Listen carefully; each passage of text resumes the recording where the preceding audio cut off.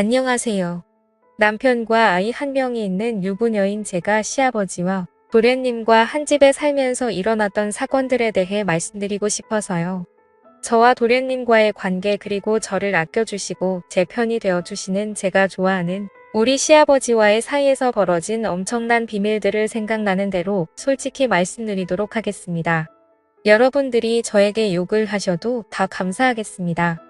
한번 들어보시고 제가 천하의 나쁜 며느리고 끼가 많은 형수인지 아니면 우리 도련님하고 시아버지가 여자를 너무 밝히는 그런 사람들인 건지 여러분들이 한번 판단해 주시고 조언을 해주시기 바라며, 그렇다고 나쁜 여자라고 화는 내지 마시고 세상에 사람들이 많이 살고 있으니 이런 일도 있겠구나 하고 가벼운 마음으로 들어주시기 부탁드립니다.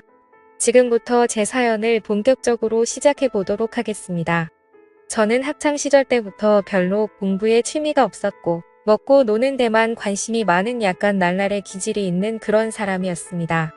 그래도 남들이 봤을 때 예쁘다고 말을 해주는 그런 20대 후반에 아주 매력적으로 생긴 여자이며 가정주부입니다. 제가 다른 건 몰라도 제 아름다운 미모는 어느 누구하고 견주어도 뒤지지 않는다고 자부하고 살아가는 중입니다.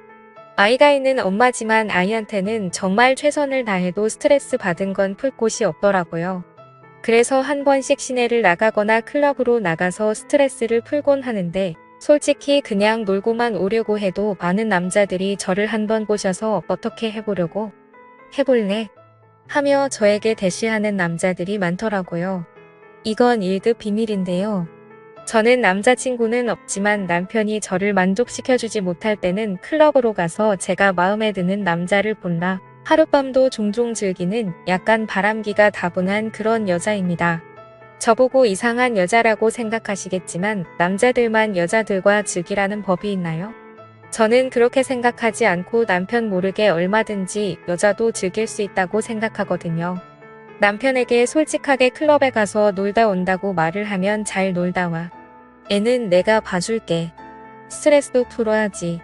근데 마누라야 부탁하는데 하룻밤은 절대 하지 말아라. 하고 저에게 말을 해요.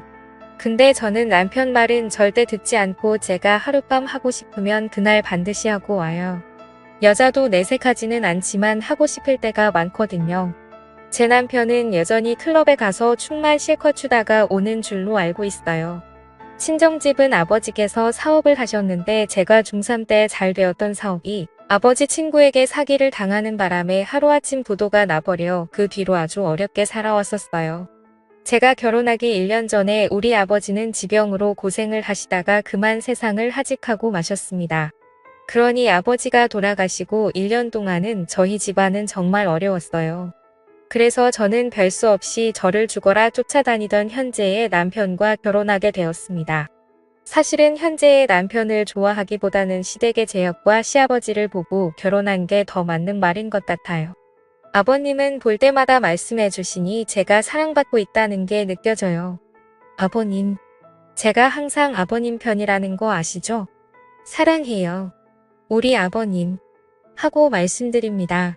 잔소리도 안 하시고 제가 잘못할 때도 항상 제 옆에서 제 탓 아니라고 위로해 주시는 우리 아버님이야말로 듬직한 남자 중에 남자이신 것 같았어요. 워낙 사람이 따뜻하신 분이셔서인지 제 몸을 만져도 기분 나쁘지 않았거든요. 시아버지는 50대 후반인데 솔직히 제 남편보다 훨씬 잘생겼고 체력도 좋으시고 운동을 많이 하셔서 힘이 장사시더라고요. 어느 날 시아버지와 둘이 있을 때 저는 시아버지의 힘을 테스트해 보고 싶었어요. 저는 당돌하게 아버님이 그렇게 힘이 좋으시다면서요. 그 힘 한번 써보실래요? 하고 말씀드렸더니 시아버지는 약간 놀란 표정으로 힘 좋지.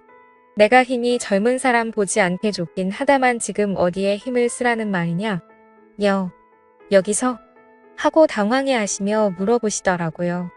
그냥 아무 생각 없이 힘이 얼마나 센지 확인하고 싶었던 것뿐인데 이상한 생각을 하면서 당황해 하시는 시아버지를 보니 너무 귀여워서 저도 모르게 양쪽 볼을 손으로 쓰다듬어 줄 뻔했습니다.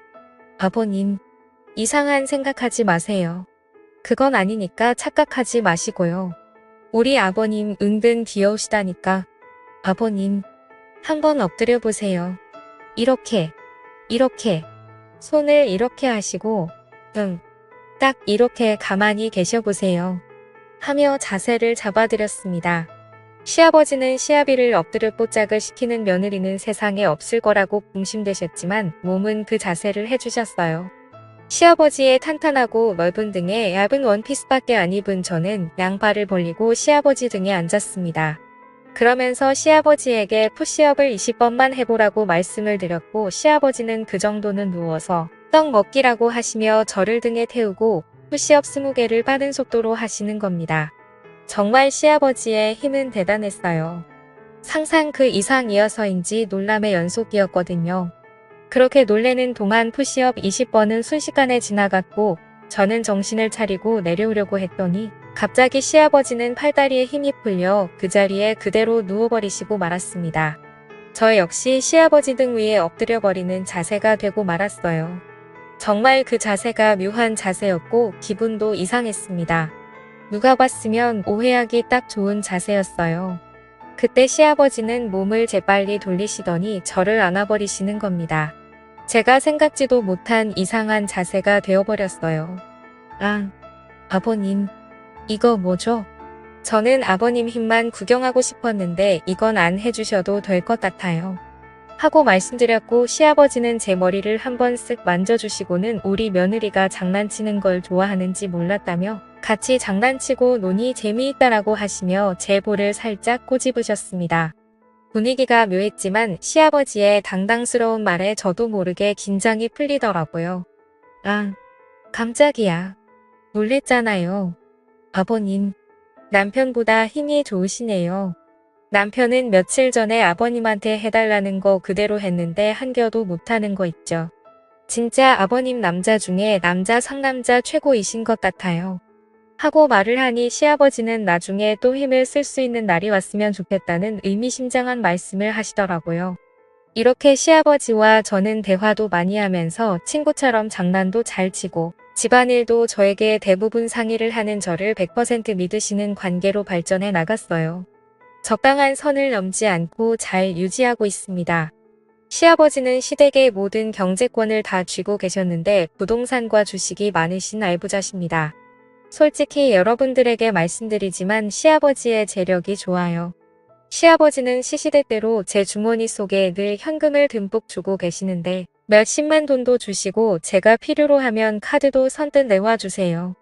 제 물주이신 셈이죠. 그렇게 오손도손 즐거운 시댁 생활에 점점 빠져들어가고 있을 때쯤 잊을만 하면 도련님은 저에게 시비를 거시더라고요. 그날 저녁 도련님과 남편 그리고 시아버지와 식사를 하는데 도련님이 저에게 농담을 하는 겁니다.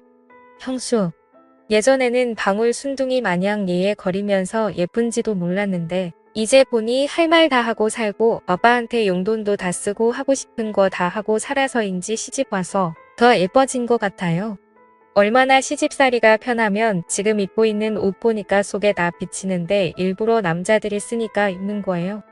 형수가 다 비치는 옷을 입고 이 큰 집을 돌아다니면 저같이 혈기왕성한 남자는 어떡하라고 그렇게 야한 옷을 입어요? 그거 잠옷 아니에요? 에이, 보기 좀 그렇다. 형은 형수가 저렇게 입고 다니면 좀 말리지? 하는 겁니다. 지보라고 입은 것도 아니고 옷을 제대로 구분도 못하면서 혼자 저렇게 이상한 생각을 하는 게 어이가 없어서 한 소리 하고 싶었지만 꼭 참았습니다. 도련님도 참. 원눈에는 뭐만 보인다고 계속 방에 틀어박혀서 이상한 것만 보니까 제 옷도 이상하게 보이는 거 아니에요? 한 번씩 도련님 방 지나가면 여자들이 막 욕하는 소리 들긴 한데 도련님 취향 동네 방네 다 소문나게 생겼어요. 그리고 이거 장옷같이 생긴 원피스고 이게 다 비치는 정도면 전집에서 두꺼운 후드티라도 입고 다녀야겠어요. 하고 반격했습니다. 도련님은 저에게 또 시비 걸려고 준비하고 있길래 시아버지는 내가 내 형수 옷을 사줘본 적도 없으면서 보기 이상하면 안 보면 되는 거지. 내 형수 옷 입는 거 가지고 시비 걸지 말고 밥이나 조용히 먹으라 하시며 도련님에게 야단을 치셨어요. 도련님은 저게 어딜 봐서 보기 좋은 옷이냐며 아빠가 그렇게 형수를 감싸고 도니까 형수가 이상한 옷 입는 거 아니냐며 갑자기 남편에게 아빠가 형수 보는 눈빛이 이상하던데 형도 느끼지 않았냐며 이상한 소리를 하더라고요. 그 말을 들은 제가 다 부끄러웠어요. 다행히 남편은 시아버지께서 제가 이쁘니까 보는 거지 다른 감정 없다면서 조용히 밥이나 먹으라고 도련님에게 한 소리를 하더라고요. 도련님은 어쩔 때는 제 옆에 와서 은근히 잘해주다가 갑자기 자기 혼자 기분 나쁘면 저렇게 시비를 걸고 하는데 무슨 놀부심인지 알다가도 모를 정도예요. 시댁의 권력자는 시아버지신데 시아버지는 아까도 말씀드렸다시피 부동산 임대업도 하시고 전국에 빌딩이 여러 개가 있고 그 외 부동산도 많으세요. 저는 잘만 하면 시아버지의 재력으로 부도가 나서 망해버린 우리 친형집을 이렇게 세울 수 있겠다는 당돌한 생각을 했습니다. 죽었다 깨어나도 제 남편을 통해서는 할 수가 없는 일일 것 같았어요. 시아버지께서 50대라 아직 젊으셔서 90까지 사신다면 30년 이상은 같이 있어야 남편이 상속을 받는데 그때까지 가면 우리 엄마도 세상을 떠나실 것 같다는 생각이 들더라고요. 다 떠나버리면 돈이 무슨 소용이 있겠어요. 남편은 시아버지의 말이라면 꼼짝 못합니다. 시아버지께서 불구덩이라도 들어가라면 들어갈 그런 사람이거든요. 시아버지 시동생보다 체격도 작았고 체력도 터무니없이 약한 남자예요. 저는 한창 나이다 보니 그것을 무척 좋아하는데 남편은 밤마다 개업하는 곳 앞에 있는 풍성 마냥 비실비실거리니 늘 불만이 많았습니다. 분위기를 잡아봐도 피곤하다고 말하기 일쑤였고 만약 겨우 잠자는데 성공하면 몇 분 하다가 힘들다고 픽 쓰러지더라고요. 전 토끼랑 결혼한 줄 알았습니다. 그의 반면에 시아버지와 시동생은 힘이 넘쳐나다 못해 주체가 안 되는 것 같았어요. 시아버지는 그때까지도 젊은 여자와 연애를 하셨고 항상 시아버지 주변에는 여자가 많은 것 같았어요. 시동생 역시 혼합형이었고 성격도 좋고 완벽한 남자였습니다. 시아버지와 같이 회사에서 일하고 있었고 부사장이라서인지 늘 어깨에 힘이 박 들어가 있었어요. 저는 시아버지로부터 빌딩을 받아 빌딩주가 되는 게 제 목표입니다. 어느 날 사랑채에서 시아버지께서 술 한잔 하자고 말씀을 하셨고 저는 이 기회를 잡아야겠다는 생각으로 시아버지와 단둘이 술자리를 갖게 되었습니다. 저는 시아버지가 좋아하는 그 잠옷 같은 원피스 차림으로 술을 마시게 되었고 그때 그 큰 집에는 아무도 없었습니다. 남편이 아들을 데리고 남동생이랑 같이 남자들만의 우정을 쌓고 오겠다며 나갔거든요. 그런 우정은 안 싸워도 되니 우리의 사랑을 쌓아보자고 말을 했더니 그건 언제든지 할 수 있다며 얼버무리고 빛의 속도로 나가버리더군요. 그때 저는 제 인생에서 자식은 아들 하나로 결정나버린 게 눈에 보였습니다. 시아버지는 저에게 이 큰 집 살림을 다 맡아서 사느라 우리 며느리가 고생이 많다면서 오늘 코가 빼뚫어지게 마셔보자고 하더라고요. 그러면서 저번에 내가 내 등에 탔을 때 정말 기분이 묘했다고 하시며 갑자기 손을 잡으시는 겁니다. 그렇게 저희들은 이런저런 이야기를 나누었고 시아버지는 술에 취해가니 뭐 필요한 거 있냐고 물어보시길래 당돌하게 필요한 거 있다고 말씀드렸어요. 시아버지는 진작 말하지 그랬냐고 하시며 본인에게는 가을날에 떨어지는 낙엽처럼 돈이 많다고 하시며 내가 원하는 대로 다 해주겠다고 하셨고 들어주는 대신 요구 조건을 말씀해 주시더라고요. 솔직히 시아버지의 요구 조건은 별거 아니었습니다. 자기가 필요로 할 때 친구로서 옆에만 있어 달라는 거였어요. 그러면서 돈이 얼마나 필요하냐고 여쭤보셨고 저는 시아버지 뒤에 대고 원이에요. 아버님 너무 많죠? 너무 많다고 생각이 드실 수도 있지만 제가 부탁할 수 있는 사람이 남편도 아니고 아버님밖에 없는 거려. 제가 아버님 친구로서 항상 옆에 있을 테니 이 부탁 들어주셨으면 좋겠어요. 아버님, 들어주실 거죠? 하고 말씀드리니 걱정 말라고 하시며 사랑채 금고에서 수표로 제가 말씀드린 금액을 내어주시는 겁니다. 저는 감사하다고 시아버지 볼에 뽀뽀를 했더니 시아버지 역시 저를 안아주셨고 저와 시아버지는 그렇게 사랑채에서 사고를 치고야 말았습니다. 그 순간 저는 시아버지의 여자가 되어가고 있는 것을 느낄 수 있었어요. 저는 술이 취한 김에 시아버지에게 요구를 더 해버리고 말았습니다. 저에게 그 많은 빌딩 중에 하나만 달라고 하며 건물주가 되고 싶다고 말을 하니 그렇지 않아도 저와 우리 아들 앞으로 준비해놨다고 말씀을 해주시는 겁니다. 깜짝 놀랐어요. 그렇게까지 저를 생각하고 계실 줄은 몰랐거든요. 저도 모르게 사랑한다는 말을 해버리고 말았고 시아버지는 내가 내 여자가 되어줘서 고맙다며 제 머리를 쓰다듬어 주셨습니다. 저는 그날 그간 참아왔던 모든 것들이 활발산처럼 터져버리고 말았습니다. 시아버지는 정말 남자 중에 멋진 남자였습니다. 저는 남편이 있는데 이게 도덕적으로 말이 안 되는 일이 벌어지고 있었어요. 어느 날 남편은 제가 어딘지 모르게 이상하다고 하면서 아버지가 저를 대하는 게 마누라 대하듯이 다정스러워 보이던데 눈에서 꿀 떨어지는 줄 알았다며 아버지와 무슨 일 있는 거 아니냐고 따지듯이 묻는 겁니다. 그러면서 돈에 대해 애착이 많은 여자인 건 알고 있는데 솔직히 우리 집 재산 때문에 나하고 결혼한 거 아니냐고 말을 하는데 뜨끔했지만 맞는 말이기 때문에 저는 더 이상 숨길 필요가 없다고 생각했고 시아버지와의 관계에 대해서 있는 그대로 말을 해주었습니다. 돈도 물론 좋지만 나를 믿어주고 나에게 모든 것을 맡기고 모든 걸 주려고 하시는 아버지를 남자로서 좋아하게 되었다고 말을 하니 너무 큰 충격을 받았는지 더 이상 말을 잇지 못하더군요. 그러면서 남편은 아버지하고 그렇게 될 줄 알고 있었는데 대놓고 말을 하니 놀랬다고 하면서 이제 어쩔 거냐고 물어보더라고요. 조용히 이혼해주면 이 집에서 나갈게. 그리고 그 이후의 일은 그때 가서 생각하려고 하고 남편에게 말했습니다. 남편은 아버지하고 관련된 일들은 더 이상 큰 소리 내지 않았고 알았다고 하며 그 순간에도 아버지에게 자기 험담은 하지 말고 이야기 잘 해주라 하며 부탁을 하더군요. 아마 물려주실 재산 때문에 그렇게 말하는 것 같았어요.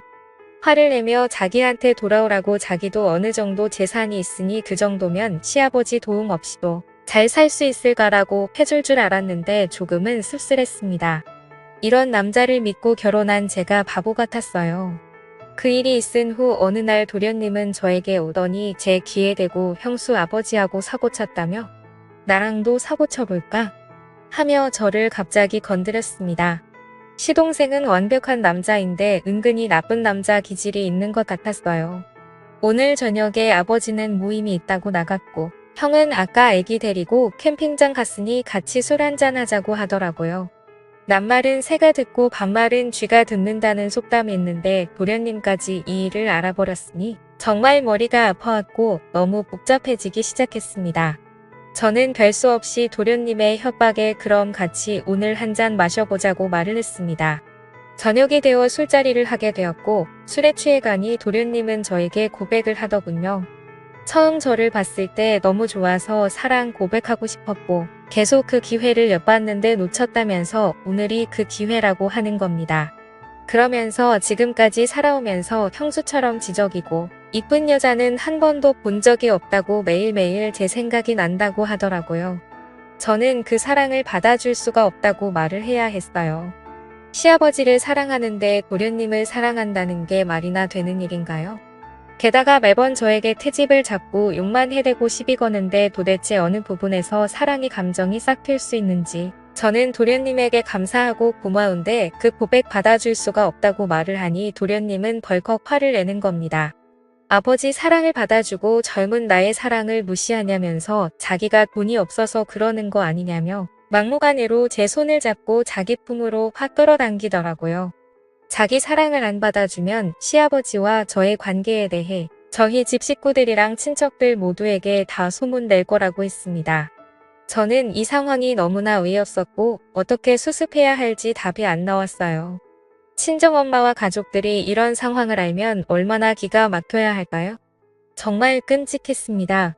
저는 별 수 없이 도련님에게 그럼 그 사랑을 받아줄 테니 비밀을 철저히 지켜달라고 했습니다. 돈 때문에 어쩌다 이런 상황까지 와버린 건지 너무 창피했습니다. 저는 자포자기 심정으로 도련님이 원하는 대로 하겠다고 말을 했고 도련님께 모든 걸 맡겨버리고 말았습니다.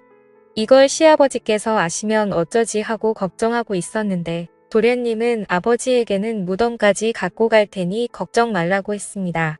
저는 도련님에게 절대 오늘 있었던 일 가지고 협박하지 말라고 말을 하며 협박하게 되면 저도 못 참고 시아버지에게 말을 할 거라고 하니 역시나 도련님은 시아버지를 무서워했습니다. 시아버지에게 말하면 재산도 못 물려받고 혼나기만 하는 게 아니라 쫓겨날 거라며 저에게 말하지 말라고 사정을 하더라고요. 저는 제가 원하는 걸 얻기 위해 시아버지를 사랑하게 되었지만 솔직히 제 자신도 이 엄청난 현실에 너무나 걱정이 됩니다. 이렇게 살아가도 되는 걸까요? 이혼 준비 중이고 시아버지와 도련님, 저 이렇게 세 사람의 관계는 여전히 진행 중입니다. 저를 욕하셔도 달게 받겠습니다. 제 사연을 들어주셔서 감사합니다.